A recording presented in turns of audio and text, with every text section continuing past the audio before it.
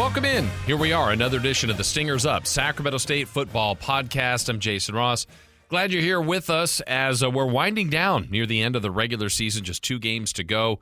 Hornets have their home finale saluting seniors on their final home game of the regular season coming up Saturday as they welcome in Cal Poly. Then, of course, after that, the game against UC Davis, the Causeway Classic at Davis in just over a week. So for us, lots to cover today. We'll look back at a tough night for the Hornets in Missoula against the Grizzlies. We also will have a conversation with senior linebacker Brock Mather, and we'll kind of look at the big picture, where the Hornets are, what can happen still going forward, my best speculation, all that and more on today's Stingers Up, Sacramento State Football Podcast. Well, let's start with a recap of last week. The Hornets on the road in Missoula, one of the games of the week across the FCS landscape.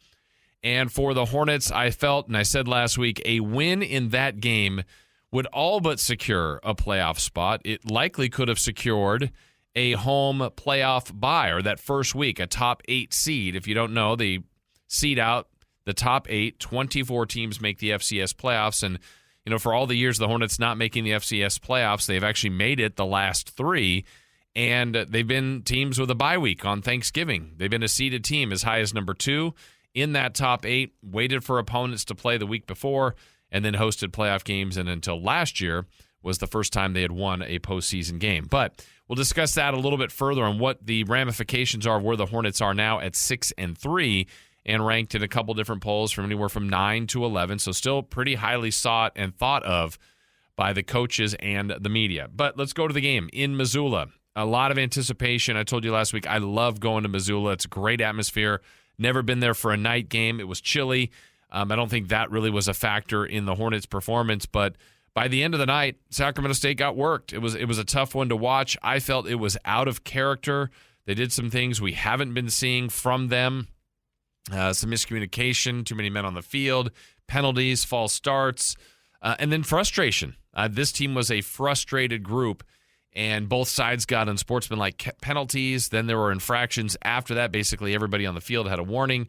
So it was a tough night for Sacramento State. But let's recap it, look back at some things that played out in that game in Missoula. The first possession was very encouraging. The Hornets would go 3-and-out defensively, and including a strong play from Leke Fashola. McDowell throws it out to the flat. This could be a double pass. Hornets swarm in quickly, and they swallow up Bergen.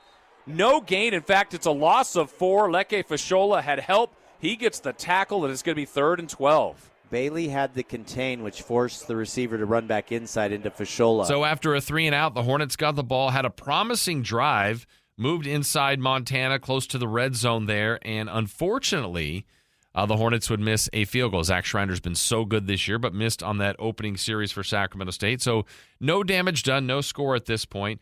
The next drive for the Grizzlies, and the defense was still swarming all over the place, and it would pay off with a sack from Gavin Davis-Smith. Was on the first series. Play fake. McDowell towards the pressure. Gavin Davis-Smith trying to reel him in, and he's going to drop him for his first sack of the year all the way back at the 31. Gavin Davis-Smith didn't get too aggressive. The quarterback was putting moves on him, and the quarterback's bigger. McDowell's bigger, and Gavin Davis-Smith just waited and then wrapped up his feet. So now it's possession number 2 for the Hornets, and they really got the ground game going. This was really a good sign of things to come, at least it seemed like, for the Hornets, because Montana, remember, the number 1 rushing defense in the nation. Well, the Hornets were able to get it going, including a big run by Marcus Fulcher. Here's Fulcher again. Fulcher with discipline. Fulcher to the outside, 30, 25, 20, cut down at the 13-yard line. Well, Fulcher doing some major damage here in the opening quarter. Did I say that's what I'd do? Yeah. Yeah, it's working. So the long run by Fulcher put them in good field position with a chance to score. In fact, 4 straight runs by Fulcher, and Sacramento would get on the board. We'll give to Fulcher. Fulcher up the middle, goes airborne. Pile pushes forward. Touchdown, Sacramento State. Fulcher gets into the end zone for the 5th time this year. An impressive drive for the Hornets, and they did it on the ground. My goodness. It was as if the comm system went down in the press box, and the last signal they got to the field was run Fulcher right, and then they do it 4 times in a row, and he has 69 yards in 5 carries. All right, so 7-0 Hornets again. 2 stops, 2 good drives, 1 score. Everybody feeling pretty good. Well, the Grizz would lock in. Following drive, they would score a nice time-consuming length-of-the-field drive, 7-7. We go to the second quarter, early second. The Hornets stall. They have a short punt, a good return, and then the Grizzlies would take the lead now at 14-7. So they've scored 14 straight points, and now Sacramento State reeling just a little bit at this point. Another 3-and-out, and the Grizzlies would pounce and extend the lead. Clifton McDowell, 3-step drop, looks over the middle, fires back of the end zone, wide open, it's caught. Touchdown. Broken coverage by the Hornets. And that's Fonts in the back of the end zone for the score. So 21-7 at that point. Still a game for Sacramento State, but offense was struggling. Defense and special teams, everybody getting a little agitated. This is when that unsportsmanlike penalty for both sides occurred. Late in the half, Jared Gibson, to me, completely out of character, frustrated, spiked his helmet on the field of play with time running out, but, well, that was a violation. Flag thrown, unsportsmanlike penalty, ejection for him. So, going into the locker room, Montana was up 2 scores, had all sorts of momentum.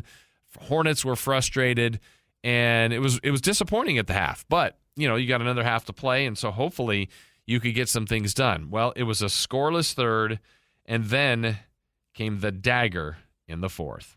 McDowell sends the running back in motion. McDowell to throw from the end zone. Looks downfield, streaking route, caught by White. This could go the distance. White across the 50. High steps, 30, 20, 10, 5. Touchdown, 97 yards. McDowell continues to taunt the Hornets sideline. But it doesn't matter. Rocha got kicked in the face, I think, when he was trying to make the tackle. The back of the shoe came up and hit him in the face as he was diving to make the tackle, so he's injured. That was a school record touchdown as far as length of a play. 97 yards, 28-7. They would add one more. Hornets missed a field goal in there as well, and it was a tough night. 34-7, the final. Statement was made by Montana, and a team that hasn't won the Big Sky since 2009 now is in play to win the conference. It's really a 3-team race between Montana, Montana State, and Idaho. So Sacramento State's back-to-back-to-back Big Sky championship run is going to end at least with that. But let's update you on what else can still happen for the Sacramento State Hornets. So the Hornets now are 6-3. Some things to keep your eye on the final 2 weeks. Obviously, it goes a long way if the Hornets can win the last 2. But let's start with the first week. If the Hornets are able to beat Cal Poly, that puts them at 7 wins. 7 Division I wins. That's important. Generally, as a general rule of thumb, not foolproof, 7 D1 wins really put you in good position to be in the postseason. Now, that could be a team 17 through 24 that has to play on the road the first week. Maybe team 9 through 16 that hosts a game on the first week. Unlikely at 7 wins that you get a seed and you're at a bye team in the top 1 through 8, but that's getting win number 7. If the Hornets were to win number 7 and number 8, their position could be a bye team by chance. Maybe the back end of the top 8. Really might be a stretch there, but likely a home game in the first playoff weekend for sure. And in the postseason, 8-3 would be a good year with 3 losses to Montana, Montana State. Competitive in a couple of those, not as much Montana. Pretty good argument. You would look at the win over Stanford, getting a couple wins now the rest of the year. That looks good for the Hornets. And then Nicholls State, going back to week 1 when the Hornets defeated them, they actually have rallied and put together a pretty good resume. So those are 2 teams that are helping the Hornets as far as what the committee will look at. But the scenario that's out there, and I'll just put it out there because it could happen, just an assumption, not a given. If the Hornets were to defeat Cal Poly, and if UC Davis was to defeat Idaho State in the Hawkins Bowl this weekend, the Aggies would be 6-4, the Hornets would be 7-3, and that distinct possibility of the Causeway being a game that could mean the world to Davis, and obviously if they won, they'd get to 7-4, they would beat the Hornets, and the Hornets would also be 7-4. And if you're trying to pick between teams, to me, personally, head-to-head goes a long way. I think the Hornets' resume would be slightly better, but the head-to-head would be tough to argue. So I don't think the Hornets want to put themselves in that spot. If the Aggies were to lose this week, that would become irrelevant. They couldn't get to 7 D1 wins. But the Hornets, first and foremost, need to win against Cal Poly. That is paramount. The Mustangs have struggled.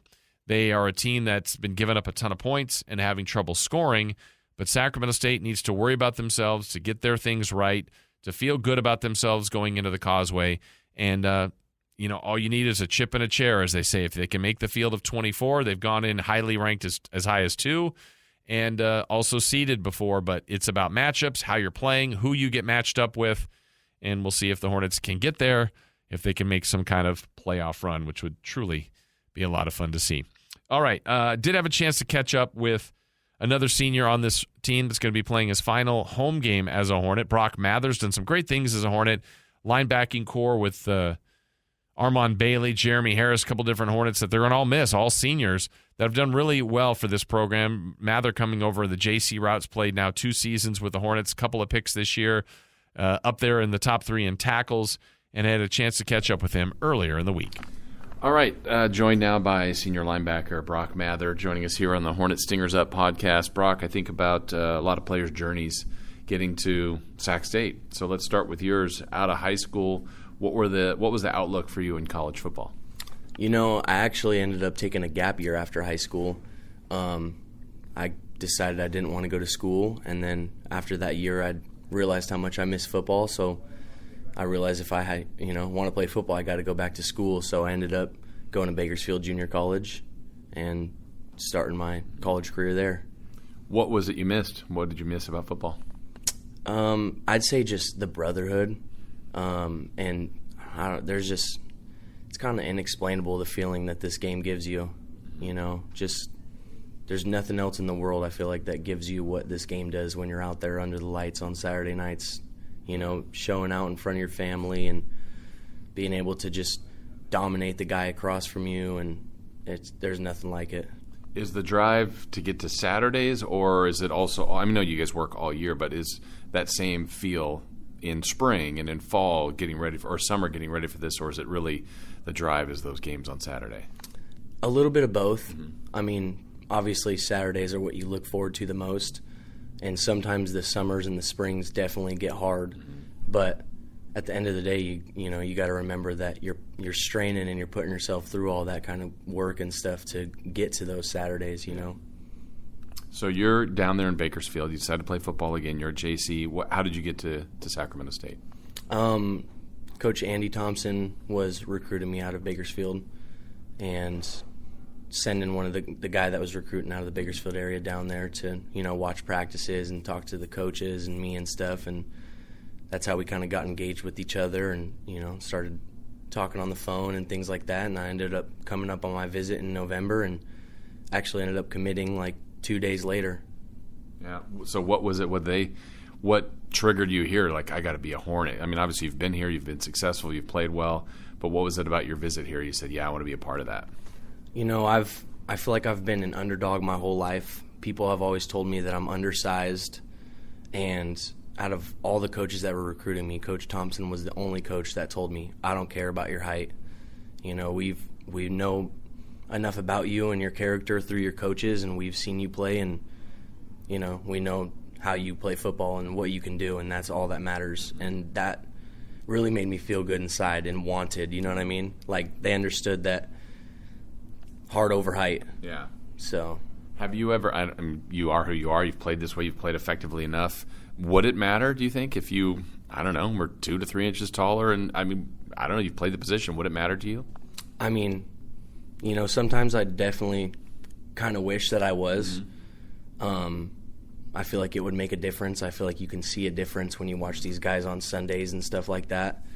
But I feel like I've also, been able to play this game effectively at the size that I'm at, and this is how God created me, and there's, I got to roll with it. Yeah.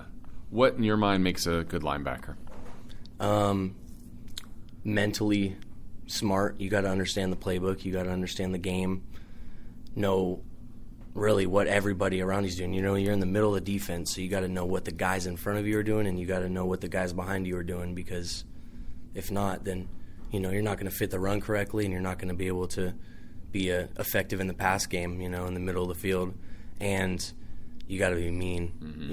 You got to be physical, and you got to be stingy. You know, you got to come downhill and hit people in the mouth and not be afraid of nothing. And I feel like that's what makes a good linebacker. That takes a special person. So take us through let's go to last week, a snap at Montana. Pre-snap, what are you looking at? What decisions are you making before the snap?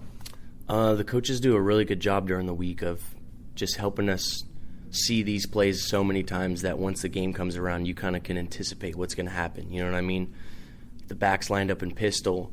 The hip tight end is kind of hugging the offensive tackle a little more than usual. You can kind of tell, okay, that guy's probably going to go back. Here comes a split zone concept. Things like that. You know, Coach Key has ideas where you see where this receiver's lined up. If he's inside the numbers, you know, he's probably going to be going in motion, and these are the route concepts that they're doing off of it and stuff like that. So just anticipating what's coming from, you know, alignments and things like that, just seeing it multiple times over and over again throughout the week. Yeah. What makes it your position difficult too? Because I mean, you might have to guard a running back, a tight end, you might have to, it's a run play. I mean, it feels like you have to be everywhere. How about that part? What's the difficult part of your position? Yeah, I mean, kind of going back to, like I said, we're in the middle of the defense. You know, like people consider linebackers the quarterbacks of the defense, and you got to be able to come downhill and stop the run, and you got to be able to recognize when it's pass and be effective in coverage, you know. And, yeah, sometimes you got to run with these fast dudes, and it can be difficult, but there's nothing like it. It's fun. What's your favorite part? You've got a couple picks in your career, a big hit, a sack, like a play that you think about after the game. You're like, damn, that was fun. That's a big part of being a linebacker. What's some of your favorite plays? I'd say what definitely gets me the most excited is getting an interception. Specifically, I'll go back to last season when I got the pick six against Eastern Washington. I feel like that was the most excited and most adrenaline and everything like that I've ever felt in my career. But also the feeling you get when you just absolutely deplete somebody, you know. Those two things, there's just I can't even explain the feeling, you know. You just feel on top of the world. Yeah, and I'm sure just by the nature of the sport, it's happened reverse, where maybe you don't see a lineman pull in, or just something where you've been hit pretty good. How often does that happen in a game? Pretty often, you know. You get down in the trenches sometimes, you know, and you're coming down to fill a run, and it gets real cloudy down there. And for example, against Montana, you know, those are it's probably the most physical, dirtiest game I've ever played in. And on one of the plays later in the game, I kind of got tabletopped. A dude fell down behind me, and I got thrown over the top of him and bounced off the ground 2 times. And then, you know, the guy decided to jump on top of me and ended up getting ejected for it. But, you know, sometimes it happens. It's just a part of the game. Those guys, you know, they lift the same weights that we do. They do the same stuff that we do. They're big, strong dudes also, you know. And, I mean, some of them got 100 pounds on me. I want to go back to that Montana game, Brock, because it seemed like the way it started was looking great, and then it just kind of, I don't know, unraveled a little bit. It felt like you guys were either out of character, but you mentioned it being one of the most physical and mean and nasty games. Now that you've played it, maybe even, you know, look at some film this week, but what kind of happened, I guess, last Saturday? You know, I feel like we got a lot of things to figure out.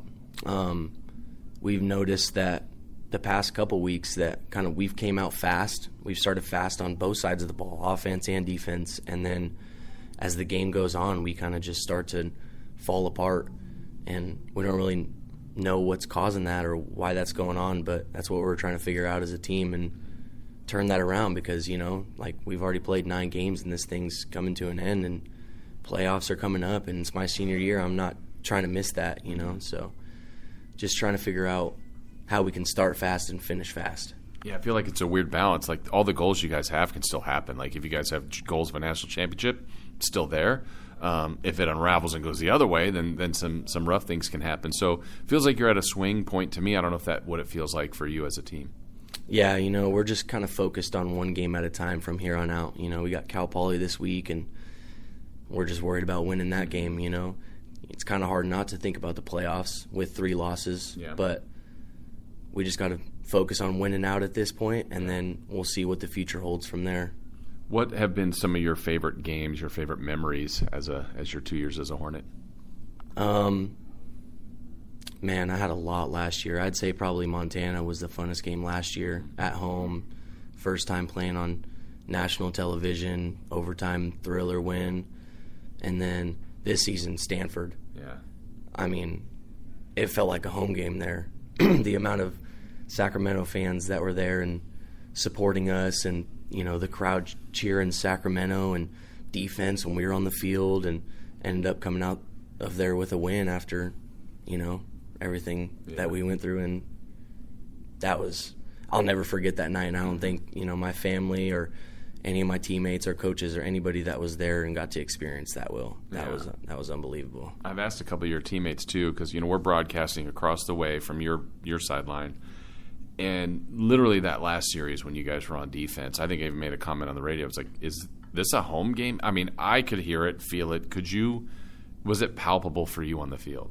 Absolutely. I think that's kind of what helped propel us through the rest of that game, is the crowd and them being behind us. Like I said, it felt like a home game, and I feel like that really helped us come out of there with that win. It was something I never thought I'd experience that at a away game. Yeah.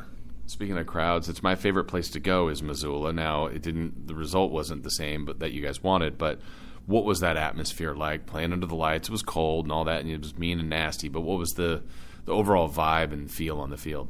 Yeah, it was an absolutely electric atmosphere. Those are the games that you want to play in. Those are the crowds you want to play in front of. It was loud, and they were talking trash, and I mean, it was awesome. 25,000 plus people and loud stadium under the lights. It was a cool experience for sure. How about for you personally? You got 2 games left regular season, hopefully a long playoff run.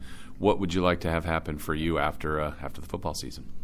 I obviously hope that an opportunity presents itself. If it does, I'm going to take it and run with it. If not, I understand the reality of what it takes to get to the next level, and I'll, attack whatever comes my way with a full head of steam and be ready to go. If that's playing football still, or if that's starting my life in the real world and, working and getting ready to start a family and things like that.